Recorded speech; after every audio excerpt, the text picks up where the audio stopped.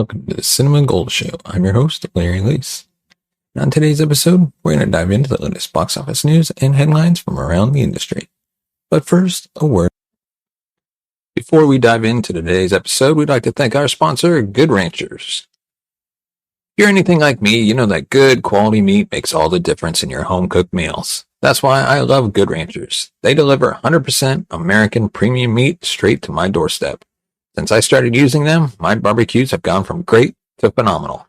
If you're a foodie or just love a good steak, check out Good Ranchers today, the game changer for meal times. They offer beef, chicken, and seafood. Check them out today and use the link in the description to help support the channel. And without further ado, let's dive into today's episode. Before we dive into today's episode, we'd like to remind you can find us on Facebook, Twitter, Instagram, and TikTok. Just search the Cinema Gold Show. And without further ado, our first topic, Barbie has been unseated from the top of the US box office. The reign of Barbie is over, at least at the box office anyway.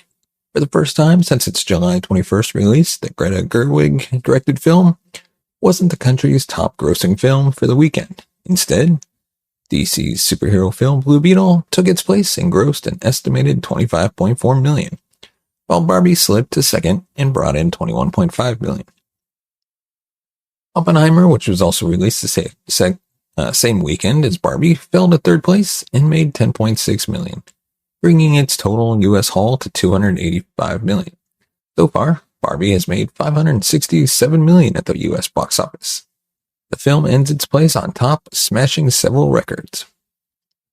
Last week, it became Warner Brothers' highest-grossing domestic release, beating the former title holder, the 2008 film The Dark Knight.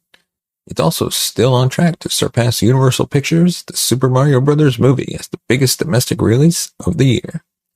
That movie has made $574.2 million at the U.S. box office since its April 5th release. Warner Brothers Discovery announced last week that Barbie had also crossed the $1.2 billion mark globally, after hitting the $1 billion milestone less than 3 weeks ago, a feat achieved only by about 50 films in history. It also placed Gerwig as the highest-grossing woman movie director in history. Both Blue Beetle and Barbie are distributed by Warner Brothers Discovery. Let us know your thought on topics we covered in the comment section below. What do you think about Barbie continuing to find success despite being in second place? Because people are still going to come out and see Barbie, I think, theaters. And on to our next topic. National Cinema Day is just a matter of days away. Last year, the Cinema Foundation introduced National Cinema Day in an effort to celebrate the power of movies and to bring audiences out to the theaters for a day full of films from the hottest indie titles to the biggest blockbusters. It was a massive success, drawing over 8 million moviegoers to over 3,000 locations to set an attendance high for 2022 and generating over 24.3 million.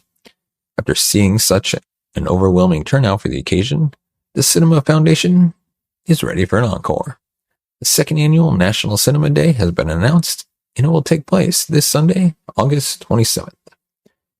National Cinema Day will be observed once again by over 3,000 locations across the country, with major theater chains like AMC and Dolby Cinema among those taking part in the event. The big draw this special day is the price. While movie tickets normally average $10 or more, all tickets, including for premium large screen formats, won't exceed $4 at participating theaters. Although it's a bit higher than the $30 per ticket rate last year, that's still a fantastic price, especially those who are eager to see films like Barbie and Oppenheimer on the biggest screen possible. This event marks the perfect occasion to catch up on the many excellent films that have graced the theaters this summer. There's still time for a Barbenheimer double feature, or Teenage Mutant Ninja Turtles Mutant Mayhem. A film Christopher Miller sang the praises of, not just for its stellar visuals, but its originality. A string of new releases is also due in time for National Cinema Day, with the highlight being the David Harbour-led Gran Turismo alongside Golda, The Hill, Retribution, and Bottoms. Families will have plenty to enjoy too with the Super Mario Bros. Movie and a sing-along version of The Little Mermaid hitting screens, as well as a number of old classic of classic re-releases, including Jurassic Park for its 30th anniversary, Beauty and the Beast for Disney 100, Old Boy, Lady Bird, and American Graffiti, among many more. Let us know your thoughts.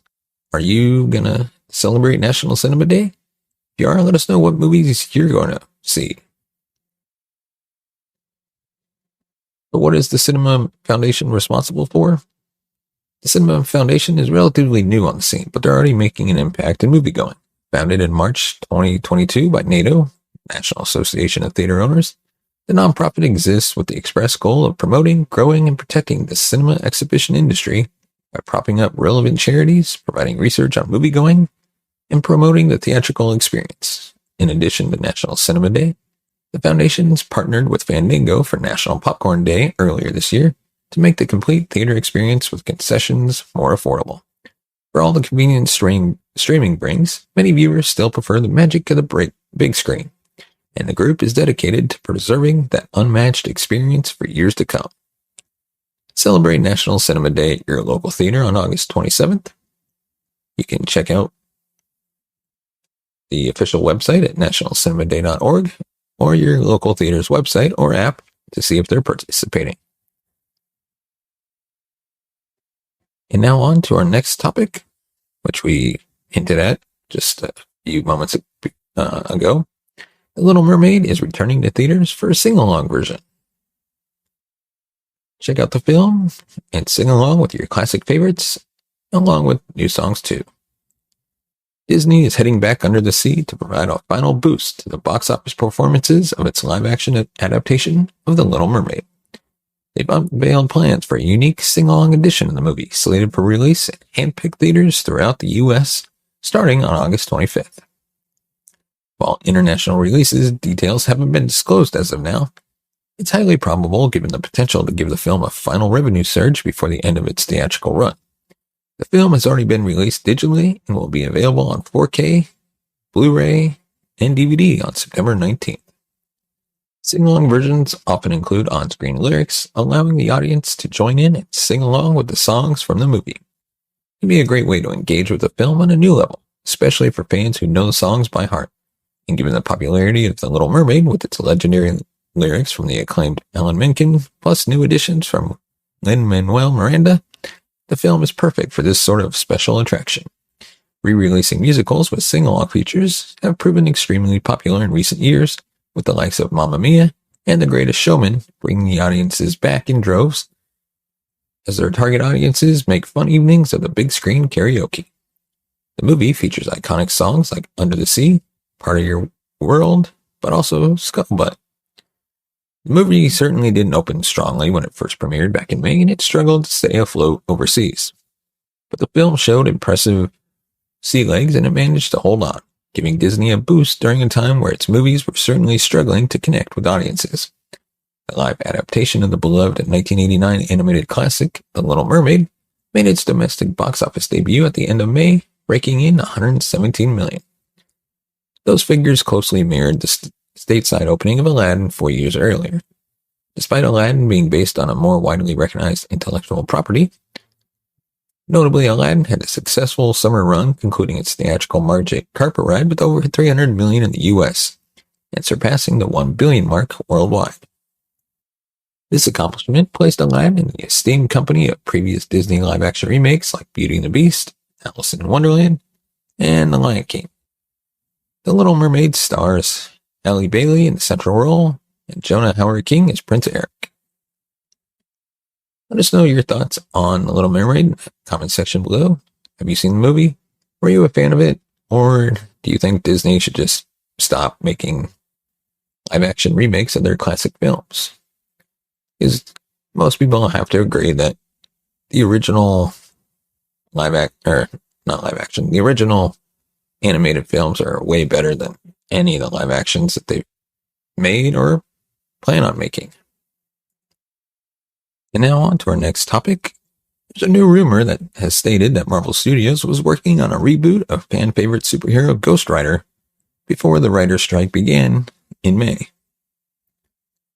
Marvel Studios is rumored to have been working on a reboot of the Ghostrider franchise before the start of the Hollywood strikes.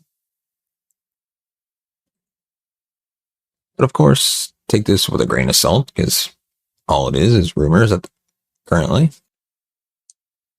According to trusted scooper My Time to Shine Hello on X or Twitter, whichever one you prefer to call it, a new Ghostrider solo project was in development at Marvel Studios pre-strike and will resume once the strikes are over. The WGA and SAG, American Federation of Television and Radio Artists, unions have been on strike since May 2nd and July 14th, respectively.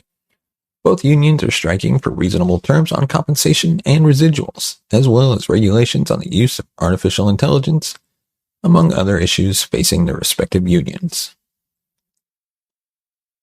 There have been multiple superheroes in Marvel Comics to use the name Ghostrider, but the most well-known is the stunt motorcyclist Johnny Blaze, who debuted in Marvel Spotlight number 5 in 1972.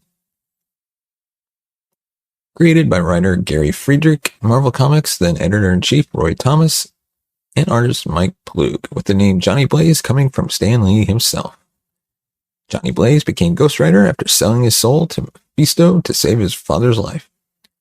At night, or when fighting evil as Ghostrider, Blaze's head becomes a flaming skull.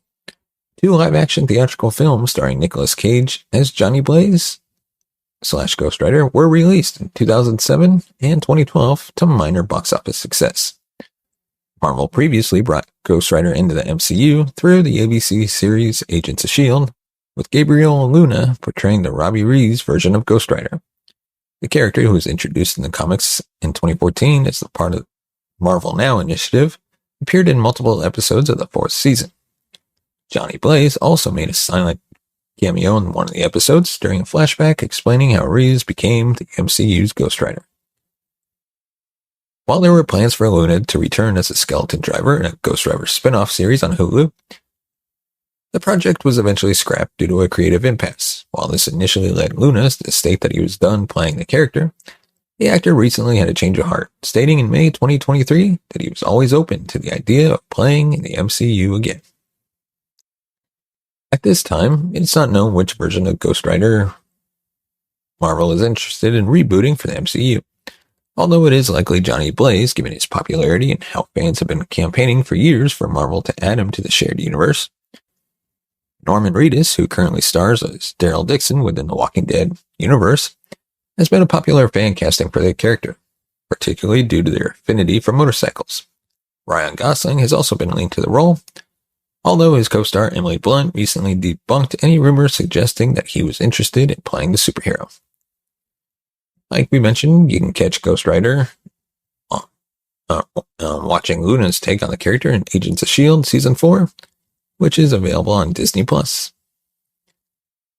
And let us know your thoughts on the topics we covered. Is there something we missed, something we should have included or discussed? Let us know in the comments section, and we can keep the discussion going down there. If you want to support the channel, you can buy us a coffee. Go to buymeacoffee.com/cinemagold. Your support helps the channel grow, upgrade our equipment, bring in new hosts, be able to pay them, and hopefully one day take this show on the road. And of course, you can also support us by checking out our sponsors in the description. And if there's a sponsor that you find you could check out, consider buying something from them, and that helps our channel. As always, thank you so much for watching and listening. We will see you next time.